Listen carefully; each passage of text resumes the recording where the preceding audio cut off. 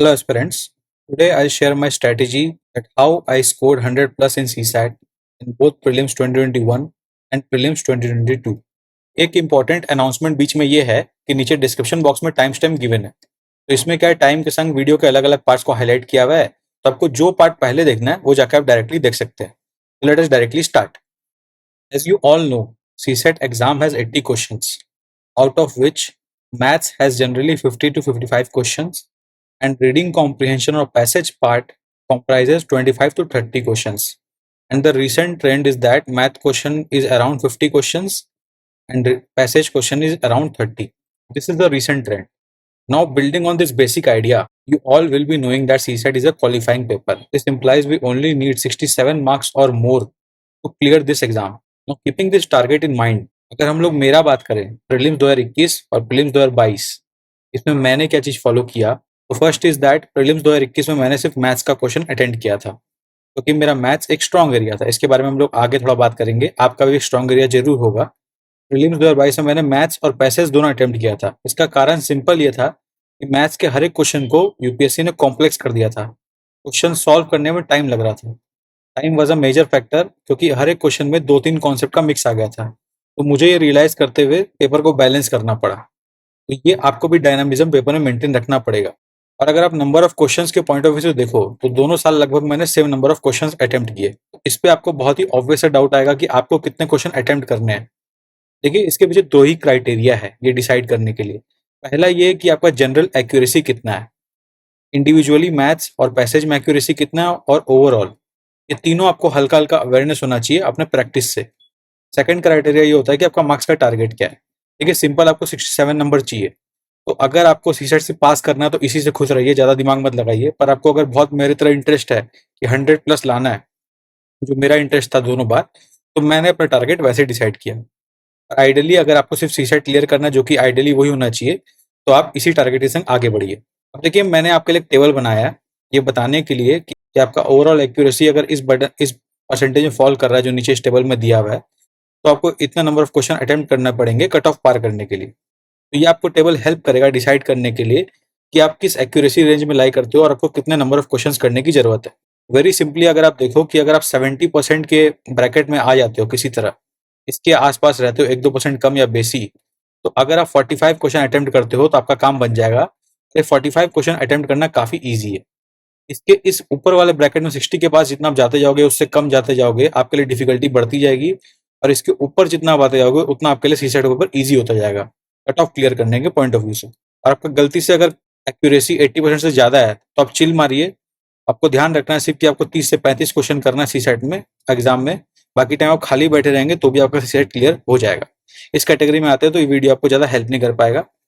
इसके ऊपर वाले हर कैटेगरी के लोग ये वीडियो से कुछ सेंस निकाल के ले जा पाएंगे। अब देखिए, ये तो मेरा स्टैंडर्ड फॉर्मूला हो गया, पर आपको अगर देखना है कि आपका एक्यूरेसी इंडिविजुअली मैथ्स में कितना है, इंग्लिश में कितना है, उसके बाद आपको नंबर ऑफ क्वेश्चंस निकालने अपने लिए, तो सिंपल सा एक फॉर्मूला मैंने बनाया है, वो मैंने आपके लिए लिख दिया है। मान लीजिए n नंबर ऑफ क्वेश्चन आपको अटेम्प्ट करना है, t टारगेट मार्क्स है, a आपका एक्यूरेसी है। तो इस फॉर्मूला में पुट करेंगे तो आपको आपका n मिल जाएगा, जितना आपको अटेम्प्ट करना आपके टारगेट मार्क्स के लिए आपके एक्यूरेसी के आधार पर।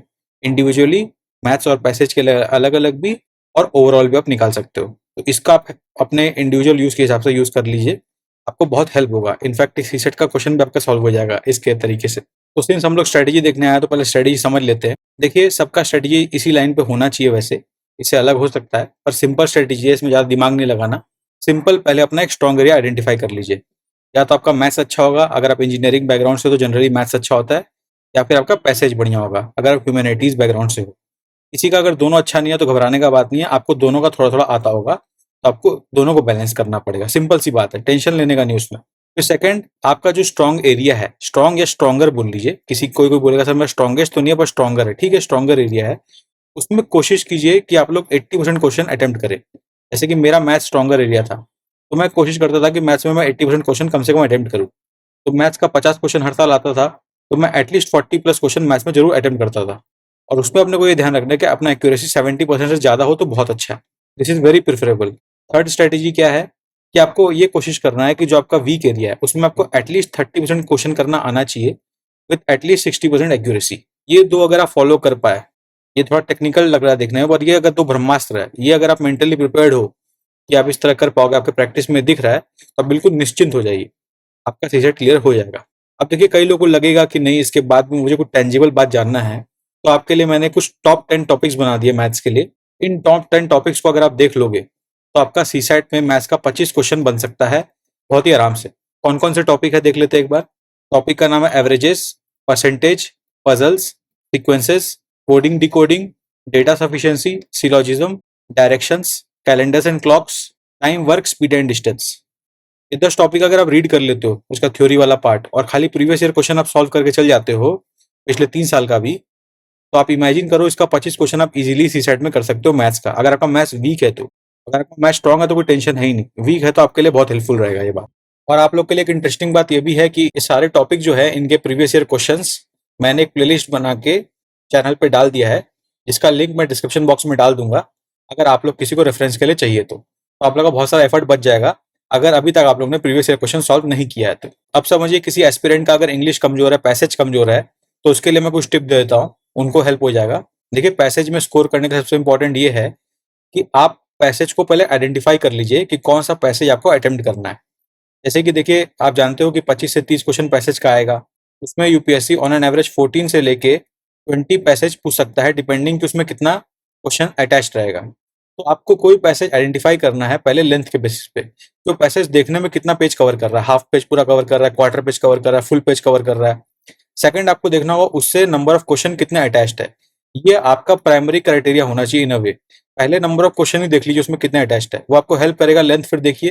तो थर्ड देखिए कंटेक्स्ट। कंटेक्स्ट माने क्या होता है, कई बार क्या होता है पैसेज में भले ही देखने में छोटा है, पर बहुत कॉम्प्लिकेटेड वर्ड्स यूज किए रहते हैं, जिसको पढ़ के भी ना आप एसेंस समझ नहीं पाते हो, तो वो छोटा क्वेश्चन होते हुए भी आपको सॉल्व करना डिफिकल्ट होता है। तो कंटेक्स्ट जो है लेस प्रायोरिटी क्राइटेरिया, जो आप ऑलरेडी बस देख लीजिएगा कि आपको पढ़ के समझ में आने लग रहा है कि नहीं लग रहा है। नहीं लग रहा है तो उसको स्किप कर दीजिएगा। Otherwise most important criteria is number of question and then is length. ये 3 क्राइटेरिया के आधार पे एग्जाम में फटाफट, अगर आप घर में एक दो मॉक टेस्ट प्रैक्टिस कर लोगे इस तरह ना, तो एग्जाम में फटाफट आइडेंटिफाई कर लोगे कि कौन सा पैसेज आपको करना है। मीन्स देखिए मेरा भी, मुझे इंग्लिश पे इतना कॉन्फिडेंस था नहीं पहले, पर ये करने से मैंने पैसेज में भी प्रीलिम्स 2022 में आप समझ लो 10-11 क्वेश्चन करके आ गए थे, सिर्फ 15-20 मिनट देके, जस्ट इस स्ट्रेटेजी के माध्यम से। फिर आपने आइडेंटिफाई कर लिया, तो आपको इन क्वेश्चन को सॉल्व करना है इन प्रायोरिटी के आधार पर। पहला वो पैसेज जिसमें 3 क्वेश्चन अटैच्ड हो, इसका चांसेस बहुत कम है क्योंकि यूपीएससी ऐसे क्वेश्चन कम देता है। सबसे ज्यादा क्वेश्चन होता है 2 क्वेश्चंस वाला। 2 क्वेश्चंस में सबसे पहले आपको देखना है शॉर्ट पैसेज कौन सा है और मीडियम कौन सा है, इसको देखते पहले कर लीजिए फटाफट। फिर 1 क्वेश्चन का स्मॉल पैसेज, फिर 2 क्वेश्चन का लार्ज पैसेज, फिर लास्ट में 1 क्वेश्चन का मीडियम और लार्ज पैसेज। ये प्रायोरिटी ऑर्डर आप बेसिक फॉलो करोगे, 1-2 बार देख के आप 1-2 मॉक टेस्ट दे लोगे, तो आपको कभी दिक्कत नहीं होगा ये प्रायोरिटी सेट करने में। मेंटली आप सेट कर लोगे फटाफट।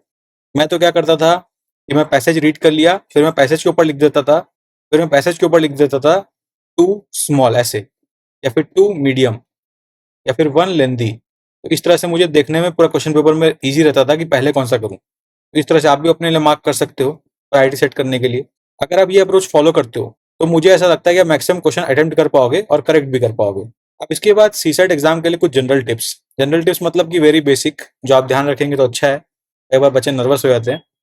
देखिए एग्जाम के लिए आपने जो स्ट्रेटेजी प्रिपेयर किया है, ऊपर का कुछ प्रिंसिपल्स फॉलो करके या आपका कोई अपना स्ट्रेटेजी फॉलो करके, उससे एग्जाम में स्टिक कीजिए। एग्जाम में खाली नंबर ऑफ क्वेश्चंस और क्वेश्चन का लेंथ और कॉम्प्लेक्सिटी में फर्क आ सकता है, उससे आप पेपर में डिसाइड कर सकते हो कौन सा क्वेश्चन पहले करना है बाद करना है। बट आप मैथ्स और इंग्लिश में फिक्स रखिए कि पहले आपको कौन सा अटेम्प्ट करना स्टार्ट करना है, और उसको 30 मिनट्स कम से कम दीजिए। उससे आपको समझ में आ जाएगा कि आपको पेपर में क्या करना है। फिर सेकंड, डोंट गेट नर्वस। कुछ भी हो जाए एग्जाम में नर्वस नहीं होना है। और सबसे इंपॉर्टेंट ब्रह्मास्त्र बात तो ये है कि पेपर 1 जब खत्म हो जाए, उसको एक बार के लिए भूल जाइए। वो पेपर आप दोबारा चेंज नहीं कर सकते, उसमें कुछ गड़बड़ हो भी गया तो हो गया, उसको भूल जाइए। इस चक्कर में सीसेट मत खराब कीजिए। कई बच्चे उस चक्कर में सीसेट भी खराब कर देते हैं और देखते हैं पेपरों में कट ऑफ क्लियर हो गया और सीसेट में फेल हो गए। तो ये गलती अपने को नहीं करना है। और चौथा बात, जो कि बात नहीं, एक स्टेटमेंट है, आप सीसेट कॉन्फिडेंस से क्लियर कीजिए, एकदम निडर होकर। तो ये एक सिंपल सा स्ट्रेटेजी था। आपको कोई भी डाउट आए तो आप कमेंट सेक्शन में यूट्यूब के बिंदास लिखिए, या फिर हमारा टेलीग्राम चैनल है सिंपली लर्न यूपीएससी, इसका लिंक हमने डिस्क्रिप्शन बॉक्स में डाल दिया है, वहां जाके आप ज्वाइन कर सकते हो और अपने डाउट्स को पूछ सकते हो। तब तक के लिए best wishes for the examination.